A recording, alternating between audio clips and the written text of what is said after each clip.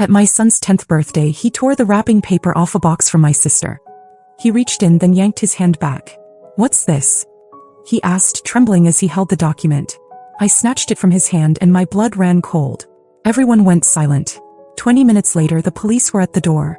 My name's Eliza, and for most of my life, I was the glue that held everyone else together. It wasn't a choice, really. I just kept doing what needed to be done. When my sister racked up credit card debt, I helped her consolidate. When our mom's roof started leaking, I covered it.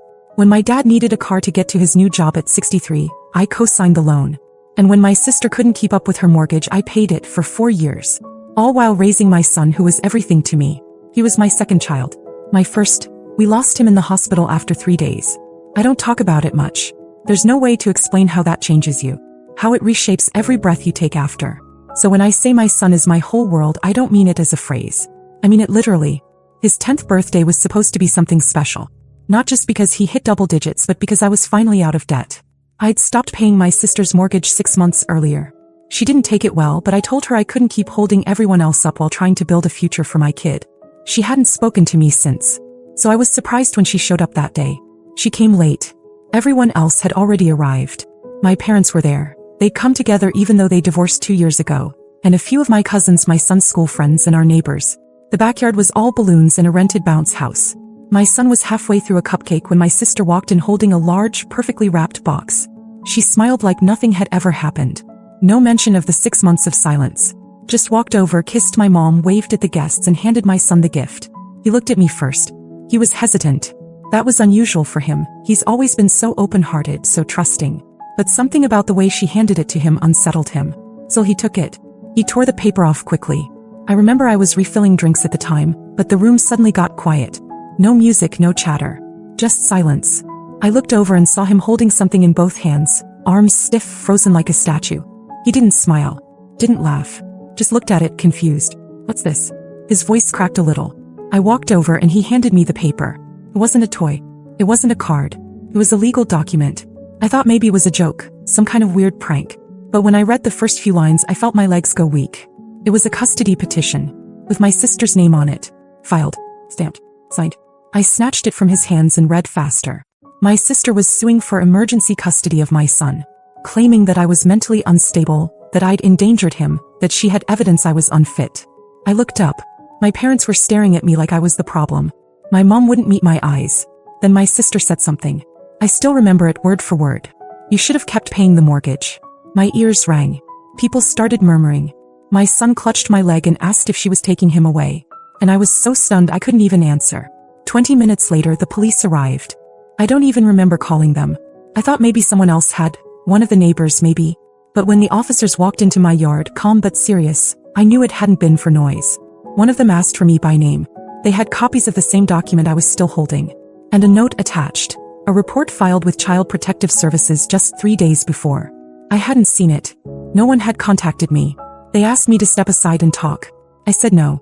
I wasn't leaving my son's side. Not after what had just happened. But they were gentle. Too gentle, like I was already labeled the unstable mother. My heart was beating so loud I couldn't hear anything else. I remember holding onto my son's shoulder like if I let go, they'd physically remove him. My sister stood nearby with her arms crossed, a smug smile like she'd already won. My mom whispered something to my dad and nodded toward the police. Neither of them said a word in my defense. One of the officers took the document and stepped away to call in, checking the legitimacy. The other stayed with me, asking if I was willing to cooperate while things were clarified. I didn't scream or argue. I just asked one thing. Is this real? Are you telling me she can actually do this? He didn't answer right away. While they waited for confirmation, the tension grew. One of my cousins was trying to escort the kids back inside to keep them from seeing too much. Some of the adults were pretending not to look, pretending not to whisper. My son was standing completely still like he was afraid to breathe. Then my sister walked over. "I thought you should know," she said loud enough for the officers to hear. "I spoke with a judge last week. Everything is in motion. You're done, Eliza." I snapped. I stepped forward and for a second I wasn't even thinking. Just reacting. The officer blocked me gently and the other came back over with an update. The documents weren't fake. Not at first glance. The system showed they'd been filed. Not yet processed fully, but enough that the police were required to respond. Because the report from CPS made it seem urgent. Dangerous. She'd claimed I was having episodes. That I'd left my son home alone multiple times. That I had a history of depression I hadn't disclosed. My sister knew exactly what she was doing, and she'd waited for his birthday to drop it all. The officers told me no one was being taken today, not yet. But until the court hearing, I had to agree to certain conditions. My sister, unbelievably, was listed as an emergency contact and temporary guardian if anything happened to me. They asked if she could take my son for the weekend, just while the paperwork was reviewed. My parents backed her. They actually defended her in front of everyone, said it was just temporary, and I should stop making a scene. My mom even said maybe this would force me to face reality. Reality? The only reality I could see was my son looking at me like he was already being taken. I told them no, absolutely not. That's when my sister whispered something into the younger officer's ear. He nodded and stepped away again. I don't know what she said, but 2 minutes later I was told they'd strongly recommend that I cooperate voluntarily, or CPS might take action immediately. They didn't threaten me outright, but it was enough. My sister walked out of my yard holding my son's hand. I didn't sleep. I just sat on the living room floor with the custody papers in my lap, staring at them like maybe if I looked long enough they'd turn into something else. Something harmless. But every time I blinked, the words were still there. That stack of legalese wasn't just paperwork. It was a loaded weapon. And my sister had aimed it directly at my heart. I kept thinking, how did she get all of this done without me knowing? How long had she been planning it? It wasn't the kind of thing you whip up overnight. She had dates, statements, details about my schedule, even my old medical records. The more I read, the colder I felt. None of it was entirely made up. That was the genius of it. Everything she wrote had a sliver of truth, twisted, deformed, ripped from context. Yes, I had a history of depression. From when I lost my first baby. It wasn't a secret, but I'd been stable for years. My doctor even wrote a letter confirming it when I applied for a teaching license. She had taken that old pain and repackaged it as instability. Claimed I had erratic episodes. Claimed I screamed at my son. That I'd left him home alone multiple times. That never happened. Never. I was at the police station first thing the next morning. I asked to speak with someone, anyone who could walk me through what was happening. They were polite but passive. They kept telling me I had to let the process play out. They said her documentation was in order and that a custody claim, even an emergency one, didn't mean I was being permanently separated. They made it sound procedural, like I should be calm, rational, cooperative. I told them she was doing this because I stopped paying her mortgage. I told them it was revenge, not concern. They nodded like they'd heard 1,000 versions of that story. I asked where my son was. They said officially he was with a temporary guardian for 72 hours, under CPS observation. That guardian, of course, was my sister. She hadn't taken him. She was complying with the system.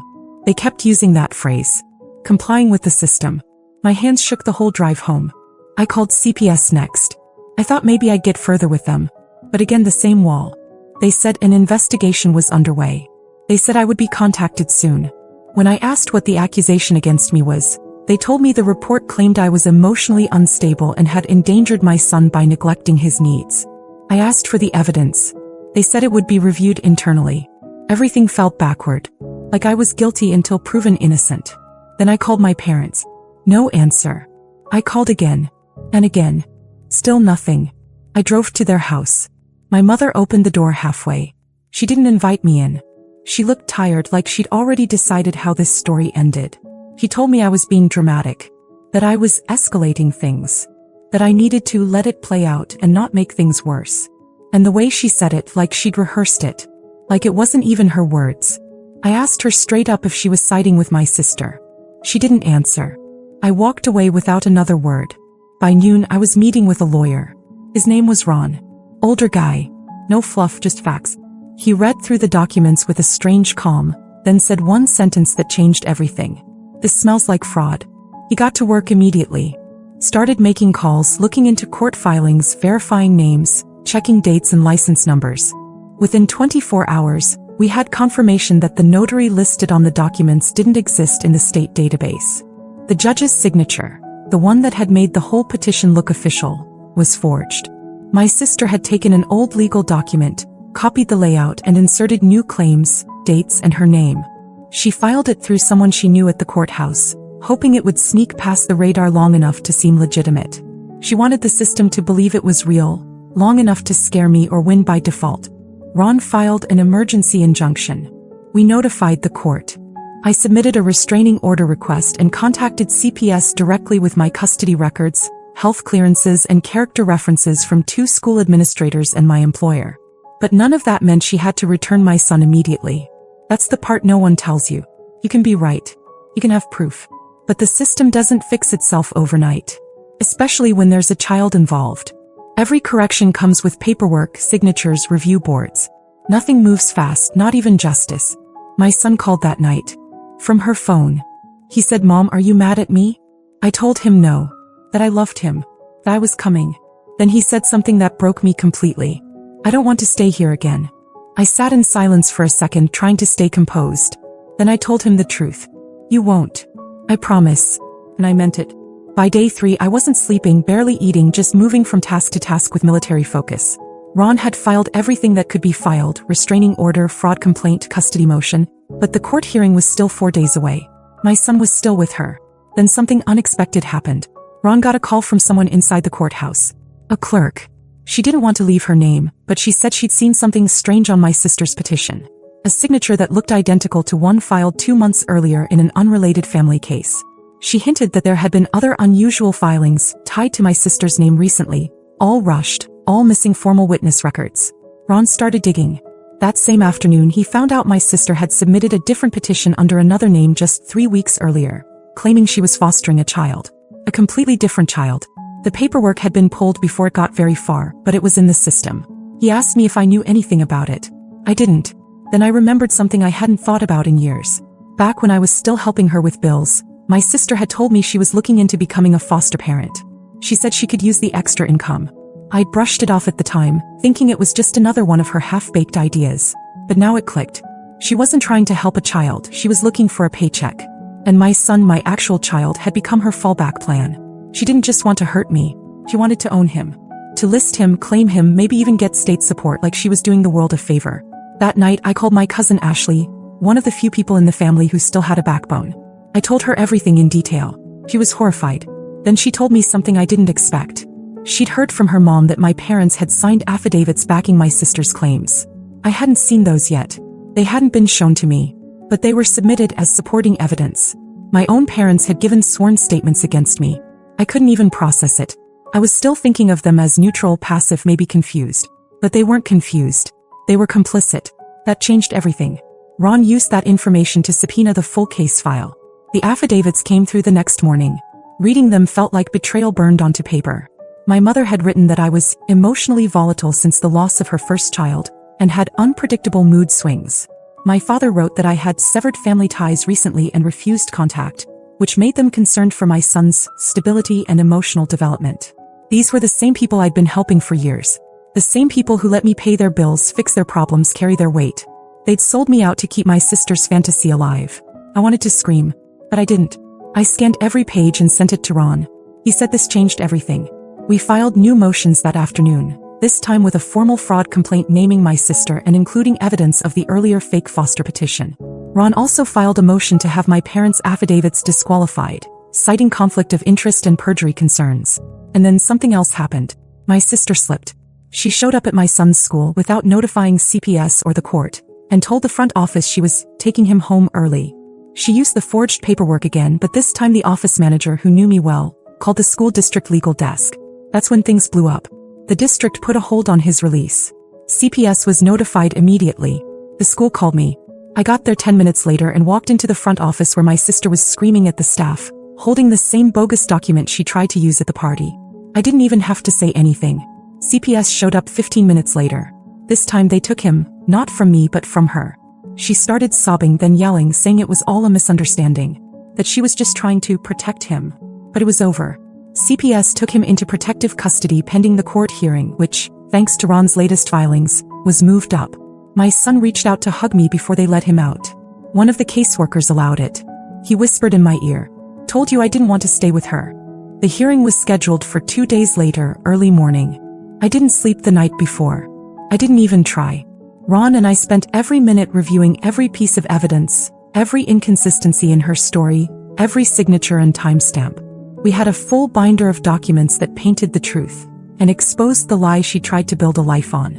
The courthouse was cold. Not physically, just cold. The kind of place where people learn quickly how little emotions matter in the eyes of procedure. My sister showed up looking put together, but I could see the cracks. Her confidence was gone. She didn't look at me. My parents were behind her. Not sitting with her, not exactly, but clearly not with me either. The judge opened the case. Ron spoke first, laying out a timeline so airtight there wasn't even space to blink. He walked through each filing, showing how my sister had submitted forged documents, presented false medical claims, and tried to exploit a personal tragedy for her own gain. Then came the bombshell. The two separate fraudulent filings. One for emergency custody, the other for a fictitious foster child, both using similar forged notary details. The judge asked if we had verified proof that the documents were fabricated. Ron produced a sworn statement from the actual judge whose signature had been forged, plus verification from the Secretary of State that the notary was fake. I watched my sister shift in her chair. Then the judge asked her to explain. She started rambling. Said she was worried about my son. That she only meant to help. She denied forging anything. Blamed someone else. An unnamed friend who might have helped her file things. Said she didn't read everything before submitting. She cried. He tried to spin it as a big misunderstanding. That's when the judge cut her off. He asked if she had anything else to say in her defense. She said nothing. Then the judge turned to the affidavits from my parents. He asked them to come forward and explain why they had submitted sworn statements against their own daughter. My mom went up. She looked fragile but not sorry. She said, "We didn't want to pick sides. We just thought, maybe she wasn't coping well." The judge asked if she understood that lying in a sworn affidavit is perjury. She froze, and for the first time looked scared. Then the judge ruled. My sister had attempted to obtain custody through fraud, forged signatures, and manipulation of court process. She was officially barred from any legal guardianship, access, or contact with my son. My parents' affidavits were struck from the record. And the judge referred both my sister and the documents to the district attorney for criminal investigation. Ron turned to me and whispered, "That's as clean as it gets." But it wasn't over. Not yet. As we walked out of the courtroom, I saw my sister trying to talk to my parents. My dad shook his head and walked away. My mom stayed behind, her face pale as my sister kept talking, fast and desperate. I couldn't hear what they said. Ron nudged my elbow. We had one more stop to make. We went straight to the CPS office. And that's where I saw him. My son sitting at a desk, doodling on a worksheet. When he saw me, he dropped the pencil and ran. I didn't care who was watching. I held on to him and promised I'd never let anything come between us again. And I meant every word. Bringing him home was quiet. No celebration, no cake like we'd had the week before, no bounce house. Just silence, safety, and the overwhelming relief of knowing he was back where he belonged. My son asked if she would come again. I told him no. That part of our life was over. The criminal investigation against my sister moved fast. The forged judge's signature, the fake notary, the previous fraudulent foster petition. It was enough for the DA to press charges. She tried to play the same game in court, blaming mysterious friends and vague confusion. But the system wasn't buying it anymore. She was found guilty of filing false legal documents and attempting to commit custodial interference. The sentence wasn't long, probation, fines, community service, but the label stuck. She lost any legal right to ever pursue guardianship again. Every record bore the truth now. Her name was tainted. My parents didn't take it well. I thought maybe they'd apologize. Realize how deeply they'd betrayed me. Instead they went silent. Months passed. Then one day I got a letter from my mother. A full page of excuses. She said she didn't really believe my sister, but felt pressured to support both daughters. She said she hoped in time we could all be a family again. I didn't reply. That part of my life was closed. I moved. Not far, just enough to be out of reach. Changed my number. Tightened every legal loop. Full custody reaffirmed. Emergency contacts updated. School records sealed. I even updated my will. At my son's next birthday we kept it simple. Just us and a few friends. A quiet party, a new bike, and a small chocolate cake. He smiled the whole time. And for the first time in over a year I did too. I've learned that blood doesn't guarantee love. That loyalty isn't something owed, it's something earned. My sister learned that lies eventually collapse. My parents learned that staying neutral is just another form of betrayal. Me. I learned to draw boundaries like stone walls. No one uses me again. No one uses my love as a weapon. And no one comes for my child. Not ever again.